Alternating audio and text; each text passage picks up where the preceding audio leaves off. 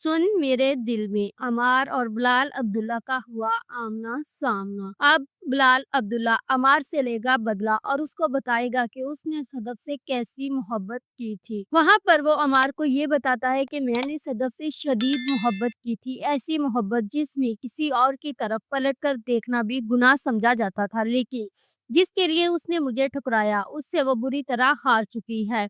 यानी तुम्हारे लिए ही उसने मुझे ठुकराया था और तुमसे ही बुरी तरह हार चुकी। मुझे नहीं पता था कि तुम सदफ के साथ ये सब कुछ करोगे, वरना मैं तुमसे सदफ को छीन लेता और उनसे तुम्हें कभी ना सौंपता। सबसे पहले तो अब बिलाल अब्दुल्ला जो है वो अमार से जॉब छीनेगा और इसके बाद उसे सड़क पर ले आएगा। वहां से वो सीधा तानिया के पास जाएगा और तानिया के पास जाकर उसको अपनी मोहब्बत का यकीन दिलाएगा। लेकिन वहां पर जो तानिया है वो भी अब उसको बातें सुनाएगी और बोलेगी तुम जैसे मर्द ही होते हैं जिसे मोहब्बत हो जाती है हर किसी से और हर चलते इंसान से। वहां पर अब बिलाल अब्दुल्ला जो है वो वापस सदफ की माँ के पास जाएगा और वहां से सदफ का हाथ मांगेगा, जिस पर सदफ की माँ उसको ये कहेगी कि अगर तुम्हारी मोहब्बत में इतना ही दम था तो तुम सदफ को उस अमार से मोहब्बत होने ही ना देते, बल्कि तुम अपने साथ ही बांध लेते। तो यहाँ पर सदफ अपनी माँ की और बिलाल अब्दुल्ला की बातें सुन रही होगी। नेक्स्ट जो एपिसोड है, मुझे तो वो सेकंड लास्ट एपिसोड लग रही है, क्योंकि अब इस ड्रामे में सदफ और बिलाल अब्दुल्ला की लव स्टोरी जो है वो शुरू हो चुकी है और बहुत जल्द अब बिलाल अब्दुल्ला और सदफ की शादी हमें देखने को मिलेगी। और अब